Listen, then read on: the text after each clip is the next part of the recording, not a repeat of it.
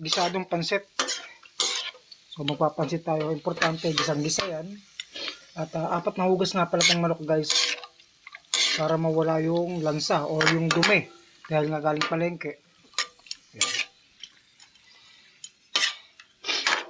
Ang hirap gumawa ng content. So hayaan lang natin muna sa dyan.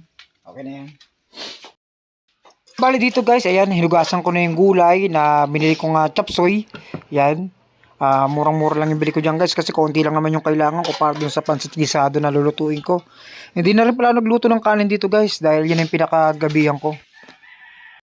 Bali ito yung pansit na lulutuin natin. Ayan guys. Ayan. Medyo madilim. So ito siya guys. Ayan. At ang ginisa ko dyan is yung pinaka-breast ng manok. So halo natin ng gulay. Ayan. And then ito nga guys yung ginigisa ko. Ayan. So kailangan lang natin gisahin o maglabas yung mantika. Pag nalabas na yung mantika, okay na yan. So matanggalan yung lansa. Yan ang pinaka-importante. Tanggalin natin yan. Ayan. So ayan, bali templado na siya. Hindi ako naglagay masyado ng asin ha. Ayan. Ayan. Malakas ng ating apoy. Ayan. Masyadong malakas yan. So itong gagawin natin is chicken soup muna. So pag okay na siya, pag medyo na-contain niya na yung pinakalasa ng manok at nagsasabaw-sabaw na, nagmamantika, okay na yan guys. Make sure lang kapag nilagay natin yung sahog ng gulay, huwag nating tawag dito, luto-luto. Pangit kasi yung latan-lata. Pag latan-lata yung gulay, ang pangit guys kainin. Kala mo kumain ka ng lugaw. Pagmantika, so walis muna ako dito sa bahay. Sabi walis. Ayun, magwawalis muna tayo guys. Ang daming kalat to. Grabe. Walis tapos dilig. Dilig ng halaman. Ayan. So ayan. O, baka ba naman pati yung pagwawalis ko, videoan ko pa. O, wait lang ha. Walis lang ako. Ako po, binidyoan nga. Papansin talaga itong vlogger na to. Pati yung pagwawalis, binidyoan niya na. Siyempre, views din yan, di ba?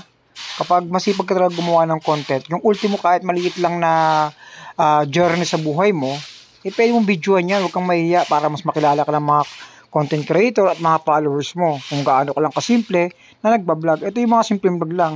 So, okay na ako dyan guys. So, diba? Pakitang tao. Okay na natin yung niluto natin manok. So, kulo-kulo na siya. Okay na yan. Medyo kumulo na. Okay na yan. Then, ibigay na natin to. Haluin muna natin. Okay na yan pag ganyan. So, may lasa na rin yan. Tapos, lagyan natin. Dagdagan natin ng tubig.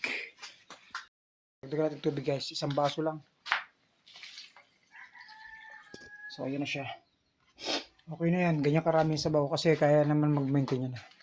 So, ayan natin yung gulay para steam na yung pagkaluto. Okay na yan guys. Hindi ako naglagay ng toyo dyan guys ha. Ayan. So, tawag dyan gisado. So, ginisa ko lang siya sa manok. Maganda kasi yung ano yan. So, ito yung mga namimiss kong pagkain. Okay lang yan guys. Yan muna siya. Ganyan muna siya. Sige, habang naghihintay tayo maluto yung pinaka noodles. Yan, higa lang. Waiting. So, ayan. Tamad na chef, no? Lahat ng mga kilos dito sa bahay, kinikilos ko yan. So, wala akong katuwang dyan dahil nga, syempre, walang malayo tayo sa mga ano natin, relatives. And then, kahit ganun pa man yung buhay, lumalaban pa rin tayo ng patas. Lumalaban pa rin tayo na naaayon sa gusto ng Panginoon. Kaya, laban lang tayo, ganun lang. So, ayan guys, tatayo na ako. Tamad na ko sinero ko eh. Tatayo na ako. Ayan, tingnan na natin yung pansit. Baka luto na.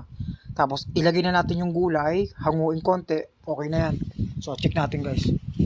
Ayun. Hirap mo ang asawa, no? So, okay na yan guys. Okay na yan pag ganyan. Okay na yan. So, lalagyan natin yung gulay. Haluin ko muna yung pansit. Yan, okay na. Nilagay ko na yung gulay. So, ready to eat na yan. Steam na yung pagkaluto niyan. Ayan. So, steam lang yan. Lagyan natin din yan. So, ba't ang labo na kami? Guys, body ready to eat na tayo. Ayan, steam na lang natin yung gulay. Pagkaluto ng gulay, okay na yan. Kain na tayo. Hindi na nagluto ng sinaing dito, guys. Ang